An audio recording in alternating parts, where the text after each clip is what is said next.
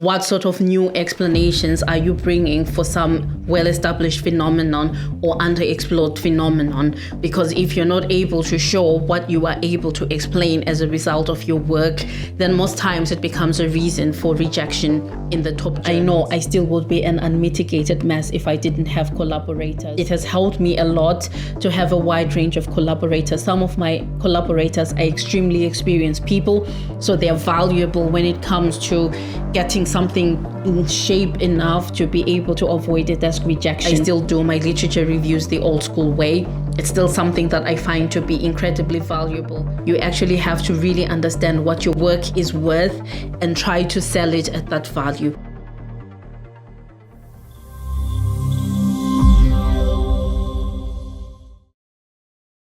So if you are in academia or you plan on going into academia, you may be a master's student considering publishing your dissertation or going into a PhD, or you may be a PhD student just interested in academic publishing.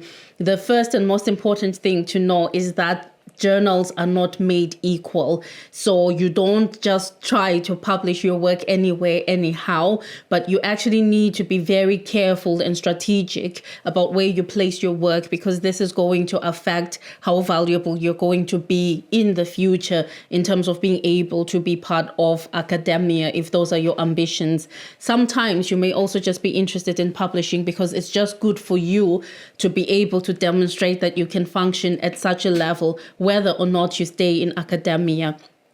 I do know quite a few people who have actually gone on to join very lucrative industries at the back of the publications that they made during their PhD. They never published anything since, but this was enough of a stepping stone to get them where they needed to be. So welcome everyone. Molweni, siyathabula. Thank you so much, guys.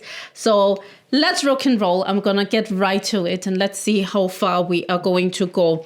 So tonight's live is going to be me talking about my academic publishing process from beginning to end. And I'm going to look at this in three main parts. So the first part is that you do need to warm up your system in terms of having a pipeline that you are going to publish. And I'm going to tell you my own story about how I warmed up my system in order to be able to have a healthy pipeline of publications. The second issue is that you also do need to have that pipeline. So how do you manage that pipeline? That's something that I'm going to also explain. And then after that, I'm going to take you through the process, like a very specific example of what I do to go through the process of getting work published. So in terms of system warm up, many of us will start in more or less the same place. Maybe you are doing a master's dissertation and you already think, you know what, I think I could enjoy a life of torturing myself to death by doing academic writing and going through multiple rejections before I get something published.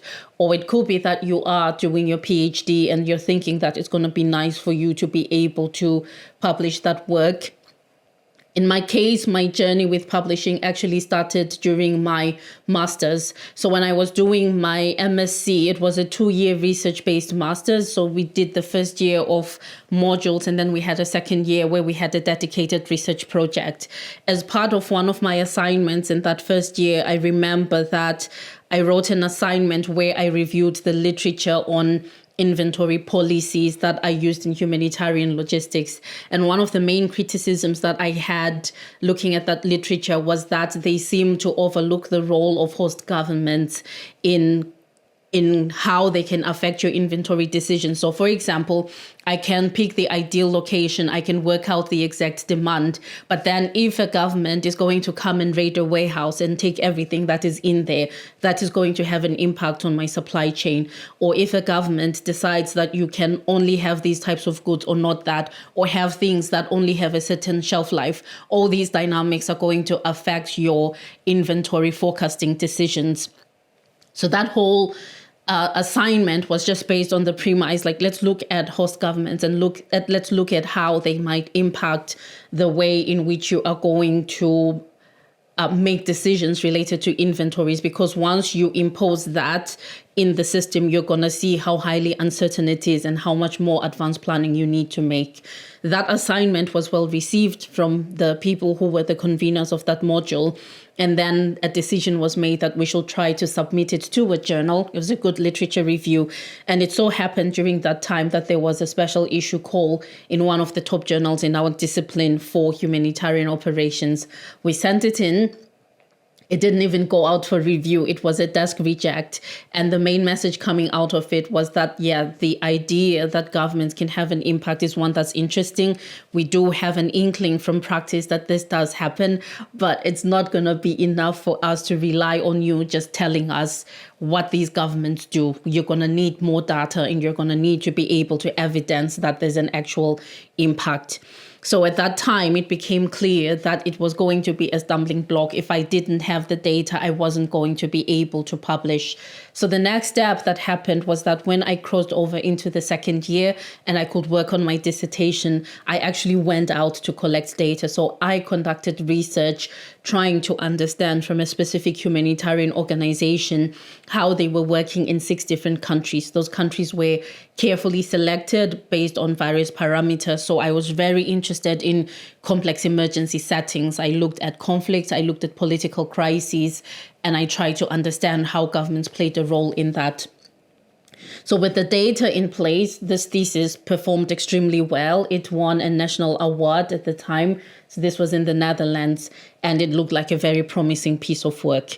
So when it was done and it showed such great promise, when I crossed over to my PhD, this particular piece of research became the first empirical chapter in my PhD. So I spent some time developing it, and we submitted it to the topmost journal in my discipline. So you cannot go higher than that journal.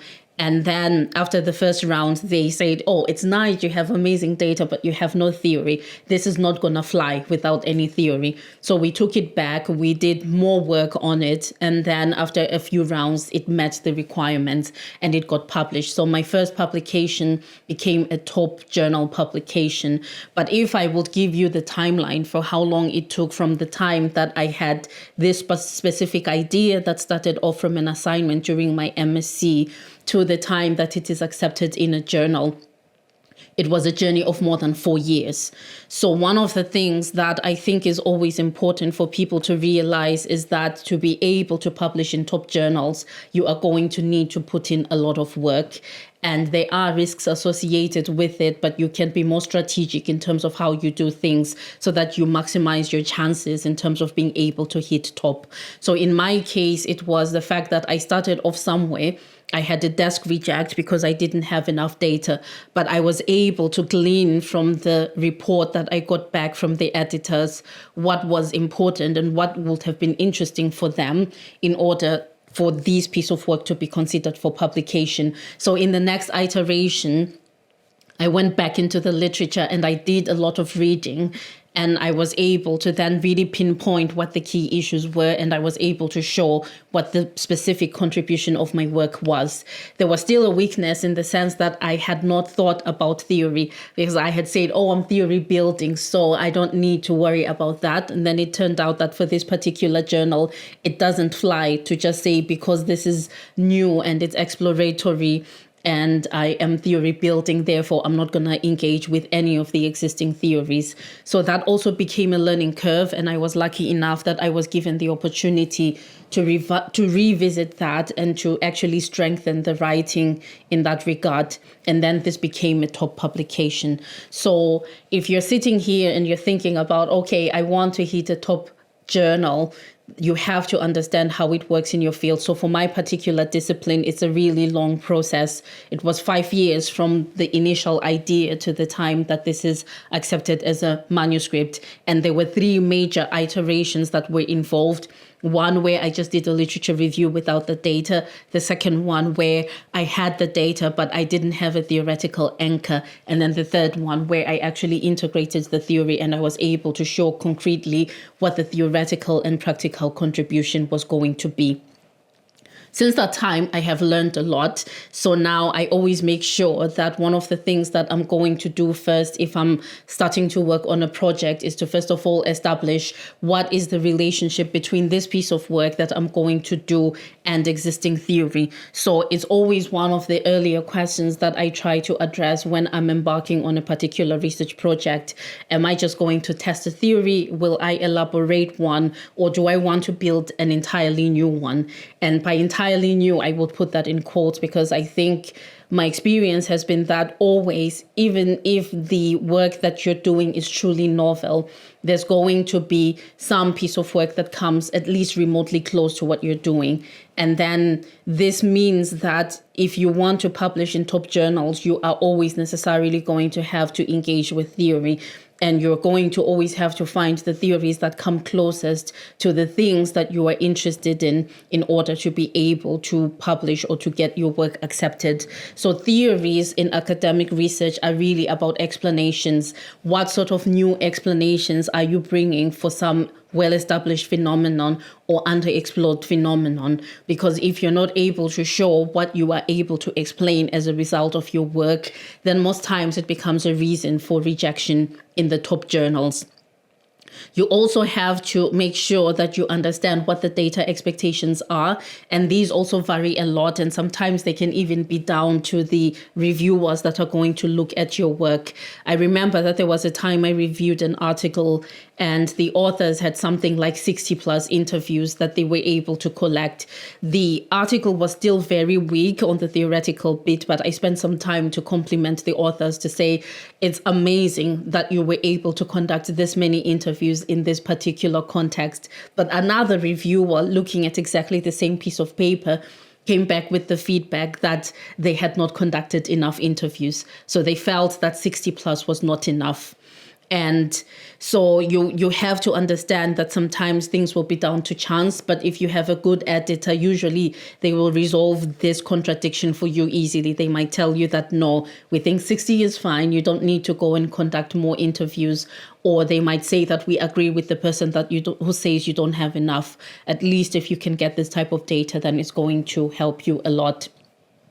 So when you know the data expectations, you know the theory expectations, the next two most important things to secure are also rigor. So how rigorous is your work going to be? It's not enough to say, I have this data, but how are you able to go into it in order to get in-depth insights on a particular phenomenon? So the depth of insight is always much more important than the breadth of insight. So if you're doing the type of research where you're just listing things, you are identifying specific factors, this will be good. It's usually useful, especially at the conceptual stages of a particular theory or concept, but it's usually not enough for you to be able to publish in top journals. In top journals, they want insights that go deeper than anyone else has been able to before. And there are going to be some things that are usually surprising, or if they're not surprising, at least it's the first bit of empirical or concrete evidence that we have for a particular idea that has lingered for a long time but went on unresolved or unconfirmed. And then finally, it has to be transparent. So one of the most important things that we would usually be preoccupied with in academic research is replicability. If I were to present my method section to someone and I were to present, let's say, appendices of the ways that I coded my data, can they take the same bit of work and will they be able to try to replicate my results if they had access to the same data set, for example? So transparency in terms of how you arrive at your results is another very important factor if you want to hit the top journals. If you're not able to secure these four things, then it's usually going to be really difficult to hit the top journals. So make sure that you have this understanding upfront. And if you have not collected data already, then I would advise you to already check what the expectations are within your particular discipline, what other people who work in similar areas have been able to do. Because I think also in general, there will be a difference in expectations in terms of novel, new things versus more well-established things. The bar for how much data you have is usually a bit lower for the more exploratory, newer topics. Whereas if they are more well-established topics, the bar might be higher. You have to do more. Sometimes it's also down to the context. So access to some context is incredibly difficult. So even if you are able to get 15 or 20 interviews, you might be able to get published in a top journal because you have gone much, much further than anyone else has before. So you have to really understand these intricacies. There's no written rule. There's no magic number. There's no standard number. There are going to be a lot of contingency factors. And this is where this takes me to another part when it comes to publishing in top journals. Who are your collaborators and how well do they understand the research landscape that you are trying to navigate? So for me, it already started during this master's where I had experienced supervisors who were able to say, there's something interesting here. Let's try to see if it's going to be worth something. And they were able to say, these are the important journals where it's worth considering trying to put that work out.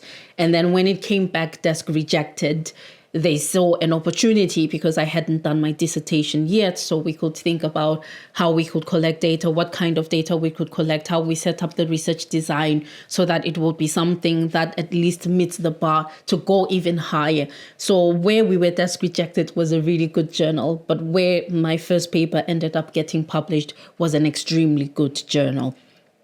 So that rejection was a mere redirect. We were able to work on it and we were able to do different things. So for me, this is the story of how I was able to warm up my system, how I was able to get something that I was able to work with. And if there are some important lessons that I take away from this time where I was warming up the system, building a pipeline, I think I cannot overemphasize the importance of reading. By reading a lot of the literature during that time, I was able, up to this day, to be able to see opportunities to do things a bit differently. So the literature doesn't move that fast, at least in the domain that I work in. And from the reading that I did from that time, I occasionally have to check if anyone has done these things since the last time I read the literature. And based on what I find, then I'm already able to quickly set up a study and be able to quickly identify the relevant literature and get moving. So whatever you do when it comes to academic research, if you are interested in publishing top, you really have to read. You really have to understand the existing literature like the back of your hand. You have to have the most important names and the most important pieces of work and on your fingertips. You have to understand it intimately enough that you will be able to know if you have stumbled upon something significant when you start collecting data or when you hear things from the interviews that you are getting, right? So the more you know about the literature and the more you internalize that, the easier it is for you to identify opportunities to make a very important, meaningful contribution. And also it's easier for you to become a bit more strategic in terms of what you look for. And sometimes this also helps to give you an appreciation of why certain things have not been done. So one of the weakest ways, I think, to try to justify a particular piece of research is to argue that it has not been done before.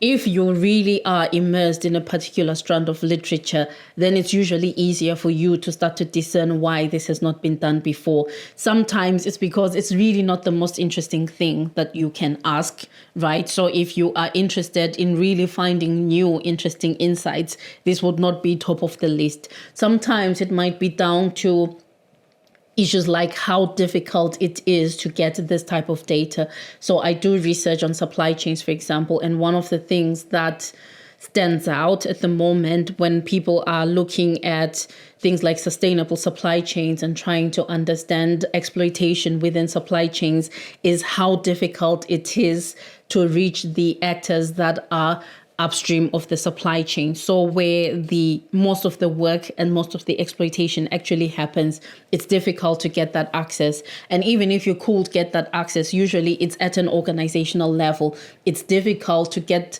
to the individuals who actually suffer this type of exploitation. Even if you could identify them, sometimes they're not willing to talk. So as a result, one of the things that I don't expect I will see anytime soon is someone saying, oh, we are going to do this because no one has done it before. Yeah, there's a good reason. It's really difficult to get to it.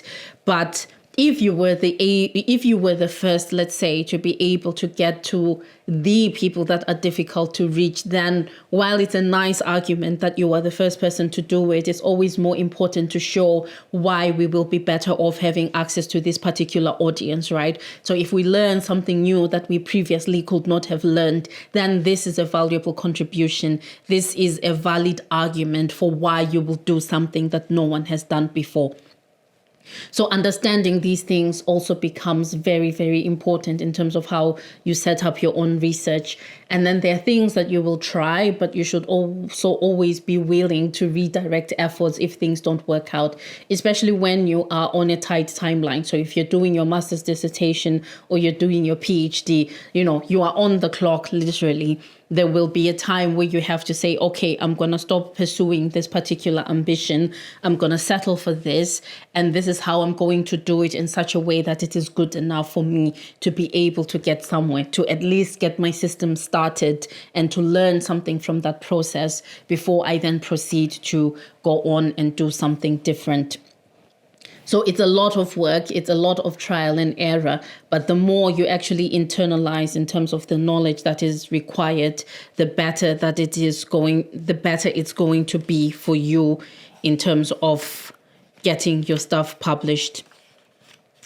So this is one thing that I think is also very important and something that will be worth considering when it comes to being able to publish top. Another thing then that I was going to talk about is collaborators.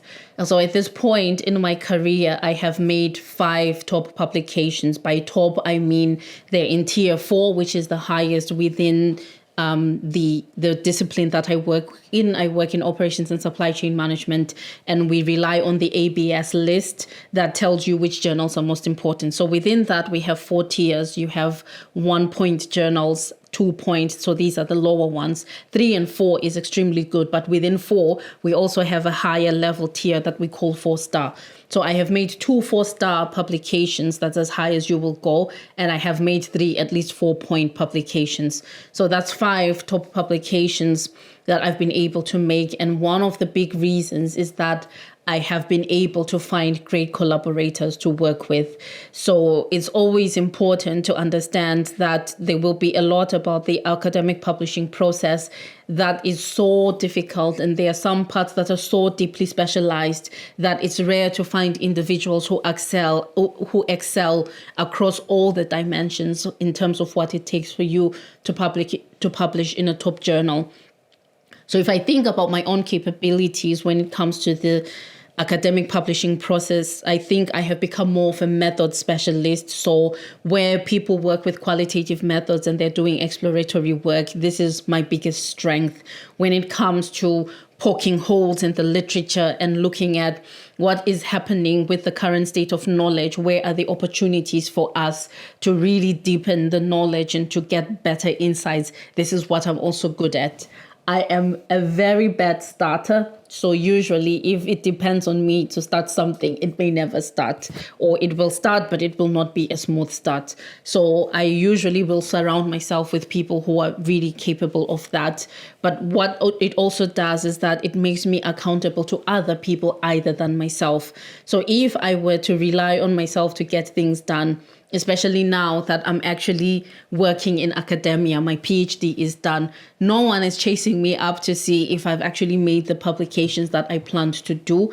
And if I were left to my own vices, I would be an unmitigated mess. It would be like nothing ever happens. So for me, collaboration is a space where I become accountable to other people other than myself. It's also a place where I can tap into the strengths of other people. And I'm able to move things along a bit quicker than I would if I had to do everything by myself.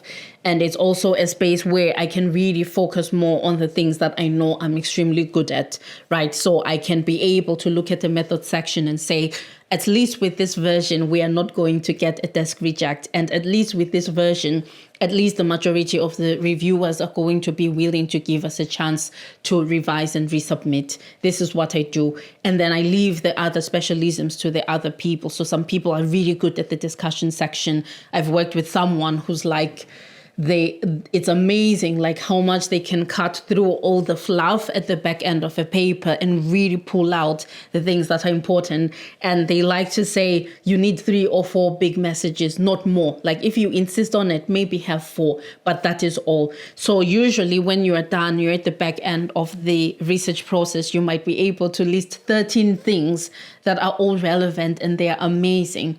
But then you have to be able to create a hierarchy of relevance, and you have to dedicate most of the word space to those things that count the most. So through working with this person, I'm also learning to detach myself from the other contributions that are valid but are not as significant as the ones that would make people actually stop and pay attention. So through working with other people, I'm actually learning a lot. I'm getting better in terms of managing myself, but I know I still would be an unmitigated mess if I didn't have collaborators. So it has helped me a lot to have collaborators. It has helped me a lot to have a wide range of collaborators. Some of my collaborators are extremely experienced people, so they're valuable when it comes to getting something in shape enough to be able to avoid a desk rejection. But I also do work with fellow early career researchers, so people who are also trying to get published and also trying to get published in top journals, because we share essentially the same interest. We all want to publish top, and we would rather do it sooner rather than later. So we make it a priority. We carve out the time for us to be able to do those things. And so at the end of the day, it also becomes important that your collaborators are varied enough that you can actually manage the different needs and the different expectations and even the different constraints that people face throughout their career trajectories. So although we like working with professors a lot, I'm learning fast that professors sometimes have the least amount of time available to actually meaningfully contribute to certain pieces of work because they have a lot of stuff going on. They start to do service, which I didn't even know was a thing, but it is a thing in academia, right? And before you know it, they're buried in admin and other leadership roles that just pull them away from doing actual research. Whereas a lot of people like me who will be at the foundations might have a bit more time because the expectations in terms of being of service are much lower. So this has also helped me a lot. And something that I would also say becomes increasingly important, especially in the era of AI, is that you have to collaborate with people that you trust and that you can trust. So there was a time when I could have been willing to, if somebody would contact me out of the blue and say, hey, I'm working on this topic and I know that you are great on methods and I need someone to help me to shape this up. Would you be willing to collaborate with me? I probably, for most of the part, would have said yes. But now, because a lot is happening in terms of how people abuse AI, how they increasingly are able to actually manipulate data or increasingly are able to create data out of thin air. If something happens and you are implicated as a co-author, it's going to also affect your entire record. So as a result, you do have to carefully vet the people that you work with. And for the people that you work with, it's also nice sometimes to have the conversations candidly, like, are you a user of AI when it comes to academic research? How are you using it? And you have to determine for yourself if those uses are acceptable in terms of what you will be comfortable with, because if not, then you're better off just parting ways. There will be many other collaborations that you can do. There will be many other papers that you can write. So you don't have to, I think any moment something feels uncomfortable for you, you should speak up. And any moment it feels like it's a red line for you, you should walk out. You will be fine. There will be other things that you are able to find. And then also related to the use of AI, I also would say, make sure before you even collect data, or if you have already and you're now getting into the write-up stage, also make sure that you know the AI policies of the journals that you are targeting. So a lot of the journals that we work with now also are spending a lot of time revisiting their AI policies, and it's based on lessons learned over the last couple of years. It means that they may or may not be willing to accept certain practices associated with AI, and more they want people to make explicit declarations about what they have or have not done when it comes to using AI. So before you do a lot of important work and potentially you lose it because you actually didn't pay attention to what was needed, make sure that you really check what happens with the AI policies of these top journals, what they find acceptable and unacceptable uses of AI, and then make sure that your practices align with the things that they are interested in. If you don't do that, then you might find that you have quite a lot of problems that might mean that you are already not even able to submit in a top journal because you did a series of violations upfront in terms of how you were using these AI tools. So while we have an almost endless number of pieces of advice related to how you can use AI in academic writing, I think the most important indicators of whether those writings or those practices are acceptable is for you to consult the top journals of your field, go through their AI policies and see if there is anything that comes out that is contrary to what you are being sold in terms of what you can do with these tools. I know for a fact that in my discipline, there is no journal that is going to accept a statement that says that I used AI to identify the gaps in the literature. No one would accept that. So as a result, I still do my literature reviews the old school way. It's still something that I find to be incredibly valuable because it also means that I'm collecting Legos, right? So over my career, I gather bits of information that will become useful at different times, and I can reconfigure this knowledge to create new things as I go along. And so as a result, it's something that I don't see as a burden. It's something that I see as an investment. It's an investment that pays off pretty big, right? So at this point in my life, I'm probably able to generate 1 4-point publication once a year. And a huge part of it is because I understand the literature that I am working with, and I'm able to say with confidence and convincingly that what I present is new. And as a result, it's become much, much easier at this stage in my career. But the time between my first top publication and my second top publication could have been something like 7 years or something like that, right? So it looked like nothing was happening. But after that, my system was warmed up, and then I'm able once a year at least to produce something that's going to be valuable. If I get unlucky, once every 2 years, and that's still extremely good because some of the journals that I've been able to publish in, or at least the particular 4-star journal that I've been able to publish in, there are full professors in my discipline who may not be able to ever publish there in a lifetime. So that's a good place to be, and that's a place that I'm happy to stay in. So the quality of your work is always going to be much more important than the quantity of your work. Always think about what it means, because increasingly also, because of all the fluff that we're able to generate with these AI tools, your publication count might actually bring even undue attention on you. How are you able to publish 40 papers in 1 year? Because if you actually did the work, we would be very suspicious that you were able to be that productive. But if you're able to consistently hit the top journals, even if you're at a rate of 1 or 2 publications per year, you're doing extremely better than someone who has 40 publications in journals that may not even be ranked, or they're on the 1-star end. So this is an investment that you have to think about. But also, having said that, I would say not all work needs to go in top journals. So I do have work in lower ranked journals. And there were several practical considerations behind that. Some of it was just that I would not be able to gather enough data to be able to hit a top journal. but the idea was important enough and I thought the work was rigorous enough that I would rather lay claim on this idea, show that I was a forerunner of this particular line of reasoning and put it in a decent enough journal than try to spend more time collecting more data that might even be an invasive thing to do. So if it's not achievable, then I'm usually very happy to already quite early in the process say, I'm going to go lower and I'm still going to do decent work because at least this is something that people can find when they finally catch up to the idea. So that is one thing also that you have to think about. Not all your publications need to be top.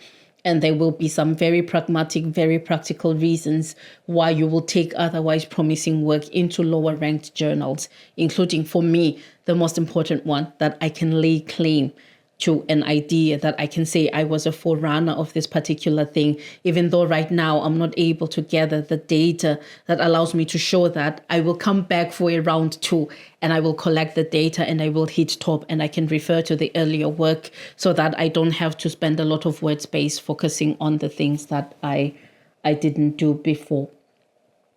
So this will be that, I think, in terms of the types of things that I have done. And also one of the things that I also would recommend is that whenever you are developing a paper for a top journal, just try to test it in different ways. So for me, going to conferences, the first paper usually that I'm going to write is a conference paper, or I will write a conference abstract and then I'm going to go and present that in a conference. You're going to get the feedback that gives you a sense of how valuable this work is. And sometimes you're going to get some constructive criticism that will help you to develop your ideas further. So I don't have to have completed data collection at the time that I present something to a conference, because this allows me to actually make some changes in the process before everything is complete. So I always would value the idea of going to conferences to take my work there before I try to write it for a journal, because it gives me some indication of how high I can aim in terms of trying to publish. Seminars are also a good place if you're a PhD student and you're in an institution where they frequently run seminars. Do present in those seminars, do invite people for feedback, and then use that feedback to try to improve the paper. And then after that, once you've understood the shortcomings, once you've understood what sort of criticisms you might get and which ones you're able to address, then you can make a decision about how high you will go in terms of the journal that you're going to aim for. And then the writing process then starts again. So I'm usually going to have multiple versions of a particular manuscript, because I start in the early phases where I'm testing out the idea and trying to see how peers receive that idea. And I'm also looking to them for feedback in terms of strengthening it.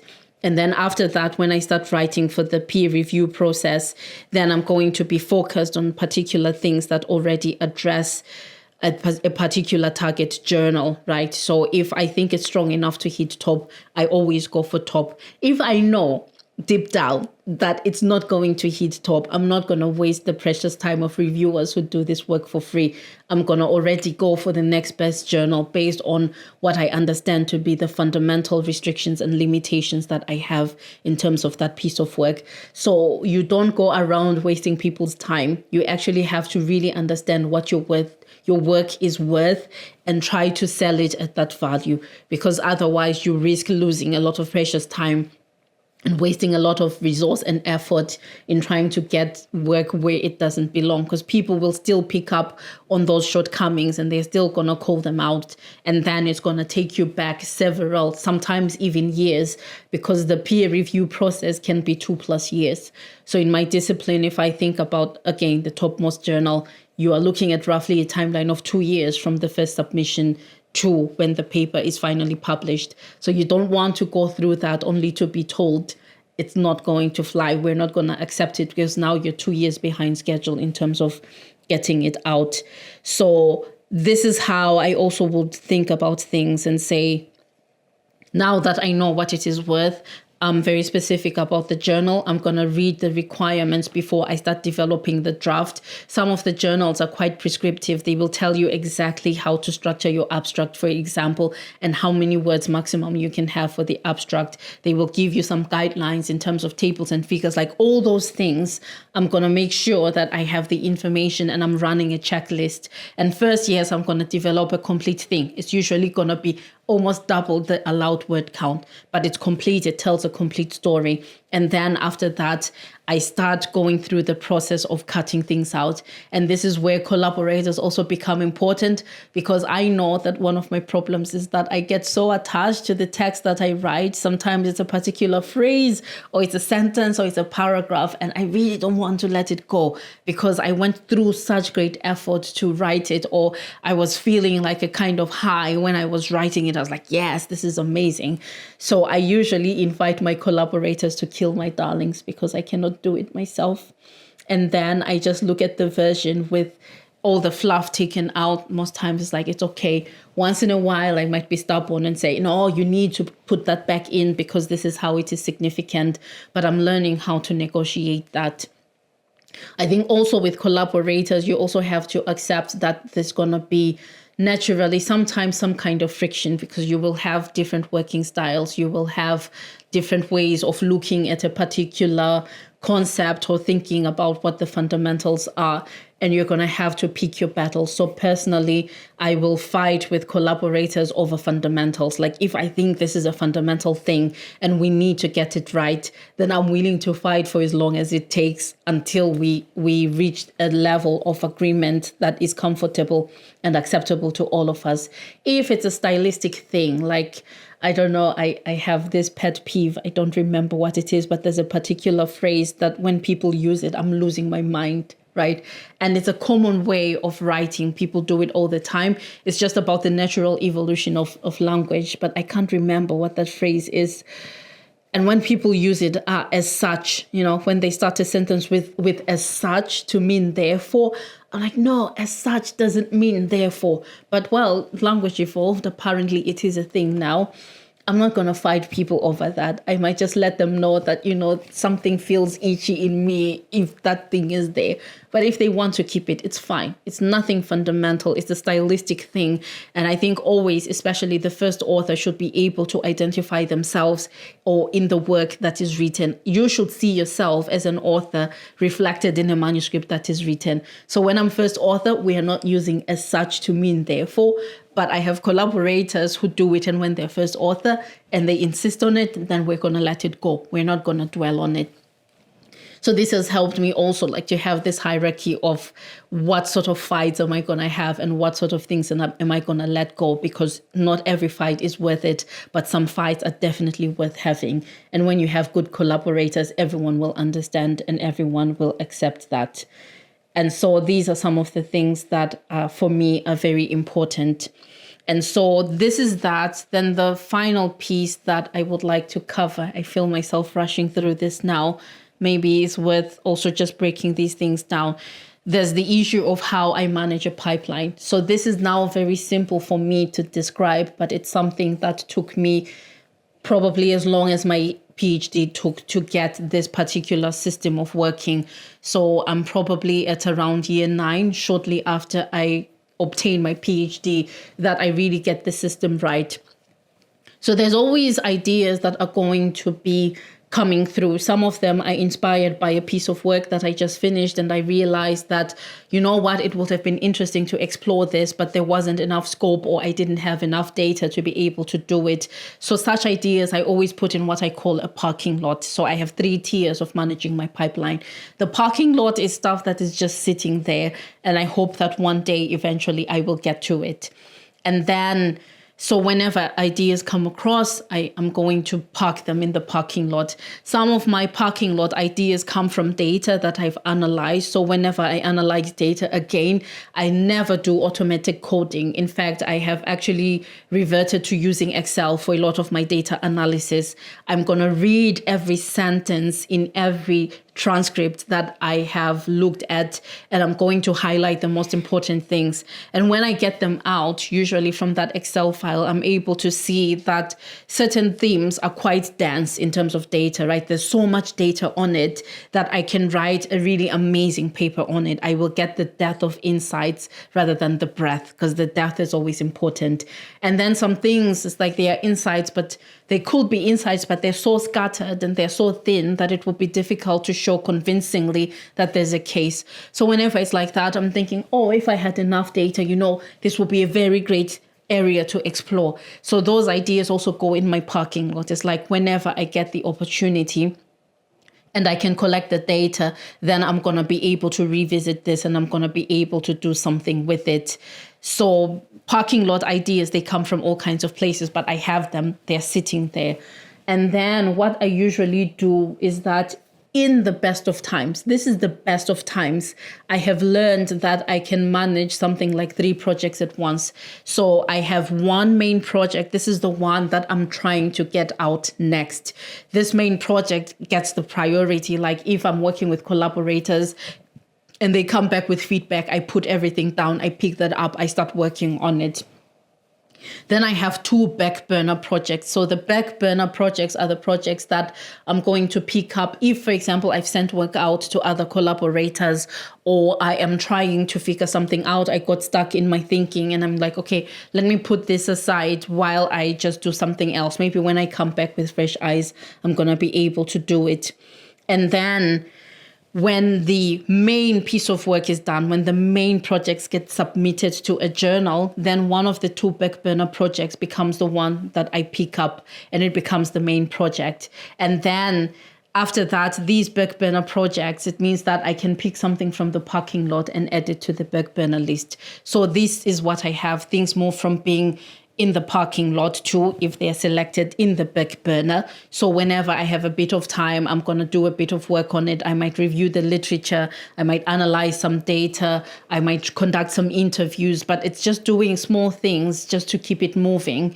And then I have the main project. This is like the thing that I have to be getting out. So if you ask me at any given time, what's your main project? I should be able to tell you this is the main focus of the moment. And when this is done, one of these 2 things should be able to come forward and I'm able to move it. But this is for the projects that I lead. So where I am leader, this is the system that I maintain. Where I'm a co-collaborator, but I'm not leading a project, then I try to be a responsible collaborator. If people tell me, expect to get this at this time, then I also have to carve out the time to be able to do my part and return things as they are needed. So collaboration also means that I can actually be spinning multiple plates at once, but without necessarily being the one doing the bulk of the work on all the projects. And they do move along and they do get done. So this is one of the things that has helped me a lot. And I think one of the realizations that I'm slowly coming to since picking this up is that there will be some projects that will never leave the parking lot. Because if I think about time as a resource and I think about the investment in terms of collecting the data, in terms of doing justice to a particular topic, I may just never have enough time. Maybe if I got a big research grant and I could get me 5 PhD students, some of that would be done. But also at the same time, I think I would face the challenge that I believe that a PhD student should pick a topic that they care about and they should work on a problem that is important to them. So as a result, I'm not in the habit of handing out PhD topics. I would like to know what is it that somebody is passionate about, that they are so deeply interested in, that they can see themselves spending 3, 4, 5 years working on, and how can I be part of that journey so that I can support them. So my parking lot has been growing a lot, which is, I suppose, inevitable, and I should have seen it coming. And it might be that I'm going to have to come to a point where I sit down and I kill my darlings in the parking lot, like say, fare thee well idea that never saw the light of day. I don't think I'm ever going to do this, but it would have been nice, And then that's how I'm going to do it. So keeping a system running through this for me has been very helpful.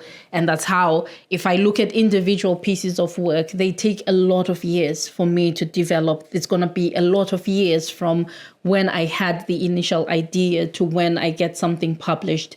The shortest that I have made in terms of a 4-point publication maybe has been something like 18 months or 2 years. 2 years, actually, I think. So 2 years is the shortest that I've had from forming an idea to getting something published. It's just recently gotten accepted. It's going to go live soon. But part of it is I've gotten the experience now, so I know like how to manage what I do with the literature review, how I find the right collaborators, how we split the work, how we engage, what we fight about. Learning all those things has meant that now the time span is shorter for me from the time I form an idea to the time that I get something published, but it's still going to be years in the making. And then when you look at my publication count, I'm getting something like one paper, at least one really good paper out a year.